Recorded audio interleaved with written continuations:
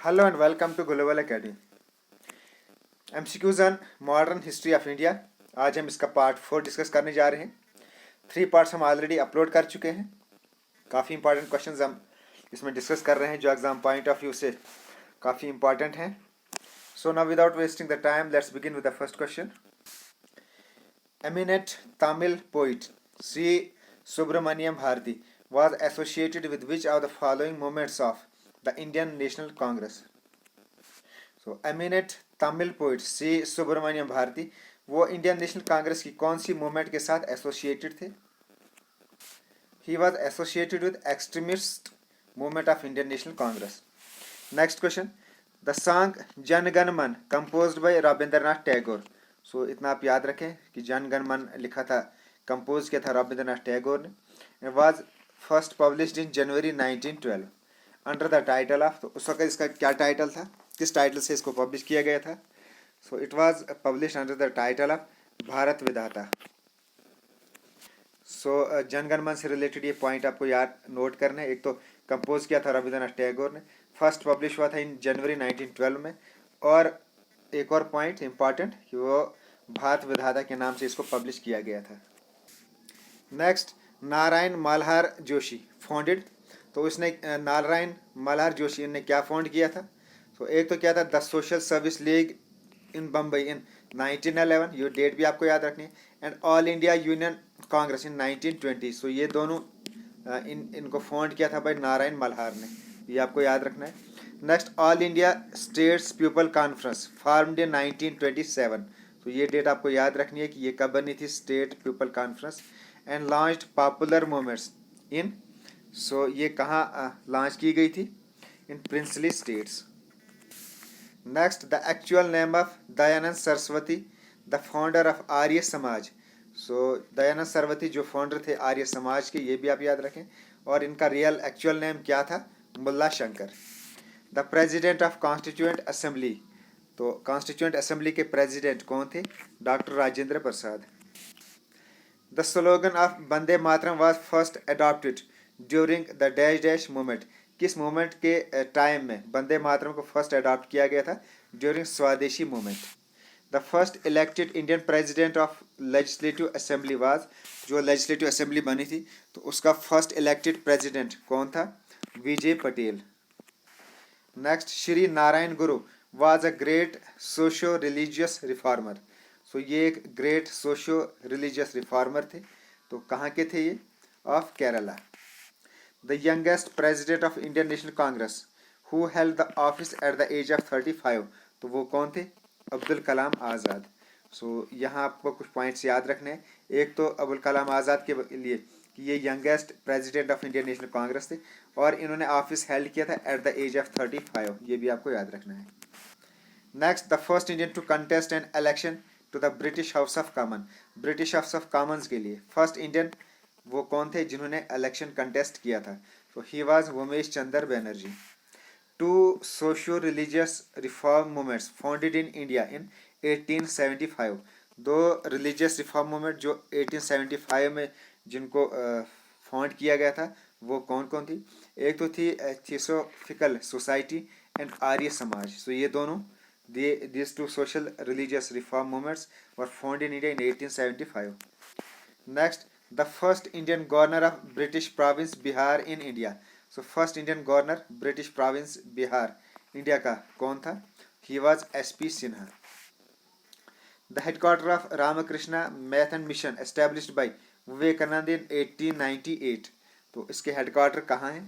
तो वो है इन बिल्लोर में।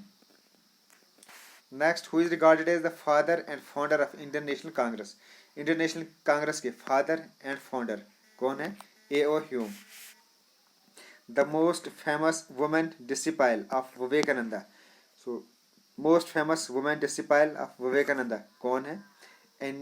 Sister Nivedita. The Times of India which celebrated 115th anniversary in 1988, so 1988 में टाइम्स ऑफ इंडिया की 115th एनिवर्सरी थी, and it was first published in 1838। सो सबसे पहले ये पब्लिश हुआ था 1838 में एज, तो उस वक्त किस नाम से इसको पब्लिश किया गया था? As Bombay times. सो ये आपको याद रखना है। ये जो टाइम्स ऑफ इंडिया था सबसे पहले पब्लिश किया गया था इन 1835 by the name of Bombay times. A focal point of all revolutionary activities in London was तो जो भी revolutionary activities लंदन में हो रही थी तो उनका फोकल पॉइंट क्या था, कहाँ था, Indian House. The first president of Ghadar party founded in 1933 in USA. So Ghadar party जो फाउंड हुई थी 1913 में इन यूएसए, तो उसके फर्स्ट प्रेसिडेंट कौन थे, वो थे Sohan Singh Bhakna. Chandrashekhar Azad was dash of the Hindustan Socialist Republican Army. Socialist Republican Army, Hindustan Socialist Republican Army, तो इसके क्या थे Chandrashekhar Azad, he was commander in chief. Chandrashekhar was the commander in chief of Hindustan Socialist Republican Army. The Tokyo conference which passed a resolution to form Indian National Army और आज़ाद हिंद फौज। तो ये इतना याद रखें कि टोक्यो कॉन्फ्रेंस में ये रेजोल्यूशन पास किया गया था इंडियन नेशनल आर्मी या आज़ाद हिंद फौज को बनाने का। And it was a conference of different associations of Indian living in South East Asia. So अलग अलग एसोसिएशन इंडियंस की जो साउथ ईस्ट एशिया में रह रहे थे। Next, all India Muslim League was founded in 1906। इतना आप याद रखें ये डेट, इसकी फॉर्मेशन इंडियन मुस्लिम लीग की, primarily to promote among Indian Muslims feeling of loyalty to the British government. Next, the English who twice served as the president of Indian National Congress. वो English अंग्रेज जो दो बार president बना Indian national Congress का, तो वो कौन थे, sir William Wedderburn. Next, when the Congress ministers were formed in the province in June 1937, the Viceroy of India was, Congress ministers बनाए गए थे अलग अलग प्रोविंसेस में इन जून 1937 में। ये डेट आप याद रखें कि कब बनाए गए थे Congress ministers of various provinces. तो उस वक्त वाइसराय ऑफ इंडिया कौन थे, तो वो थे lord Linlithgow. Next, in which are the following provinces the Congress ministry was not formed in June 1937। So अलग अलग प्रोविंसेस में कांग्रेस मिनिस्टर बनाए गए थे, हमने पीछे पढ़ा क्वेश्चन में। सो किस प्रोविंस में, इनमें से कौन सा प्रोविंस है जहां Congress ministry was not formed, तो वो थे आसाम में। आसाम में कोई कांग्रेस मिनिस्ट्री नहीं बनाई गई थी। A day of deliverance and thanksgiving was celebrated 1939 by, तो ये आप याद रखें कि a day of deliverance and thanks ये कब सेलिब्रेट किया गया था, 1939 में। और किसने सेलिब्रेट किया था, bye Muslim league. August of 1940 was made by the Viceroy. जो अगस्त ऑफ 1940 था वो किसने दिया था, it was made by Linlithgow. When the August of 1940 was offered to India, the Prime Minister of England was, तो जब अगस्त ऑफ 1940 दिया गया था इंडिया को, तो उस वक्त इंग्लैंड के प्राइम मिनिस्टर कौन थे, तो वो थे Churchill. Next, of the following who was a poet and political thinker, इनमें से कौन पोइट एंड पॉलिटिकल थिंकर थे, Mohammad Iqbal. The word Pakistan was coined by, so इस वर्ड को किसने कोइन किया था, वर्ड पाकिस्तान को, बाय रहमत Ali. Next, the Muslim league passed a resolution demanding the partition of India in the dash session held in 1940। So Muslim league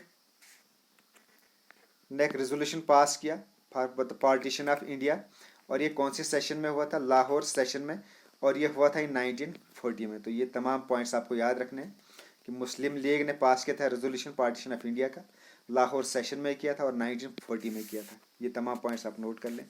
bye the act of 1773 parliament granted a loan of dash to the East India Company. Parliament ने East India Company को act of 1773 के through कितना loan दिया था, ₹4 lakh। Regulating Act was passed in the year 1773. According to the Regulating Act, directors were to be elected for a period of, so Regulating Act के through जो directors थे वो कितने period के लिए इलेक्ट किए जाने थे, for the period of 4 years. Next, the term of office fixed by the Regulating Act for Governor General was 5 years. इसी एक्ट के थ्रू गवर्नर जनरल के लिए टाइम फिक्स किया है 5 ईयर्स का। Next, as per the regulating act of supreme court was established in, इस regulating act के through supreme court कहाँ एस्टेब्लिश किया गया? In Bengal. Next, according to the provision of the regulating act the supreme court in Bengal consisted of chief justice and, इसी regulating act के through supreme court में एक chief justice होगा और कितने जजेस होंगे? 3 जजेस। The first Karnataka war in India was extension of Anglo French war in Europe. जो फर्स्ट कर्नाटक वार हुआ था इंडिया में, ये एक एक्सटेंशन थी एंग्लो फ्रेंच वार जो हो रही थी यूरोप की, उसका। Next, during the first Carnatic war the French governor general of Pondicherry was, so जब फर्स्ट कर्नाटिक वार हुआ था तो उस वक्त फ्रेंच गवर्नर जनरल पोडिचेरी के कौन थे? He was duplex. In the Karnataka the English supported the claims of, तो इन कर्नाटक इंग्लिश ने कौन से क्लेम्स को सपोर्ट किया? अनवारुद्दीन के क्लेम्स को सपोर्ट किया। Next, Shujauddaula was the nawab of, Shujauddaula कहाँ के नवाब थे? He was the nawab of Awadh. Shujauddaula wanted to acquire the territory of, वो कहाँ कौन सी टेरिटरी को एक्वायर करना चाहता था? The territory of Rohillas. So it's the end of MCQs on modern India part 4। अब बहुत जल्दी हम इसका पार्ट 5 भी लेके आएंगे। Okay, thanks and as always God bless you all.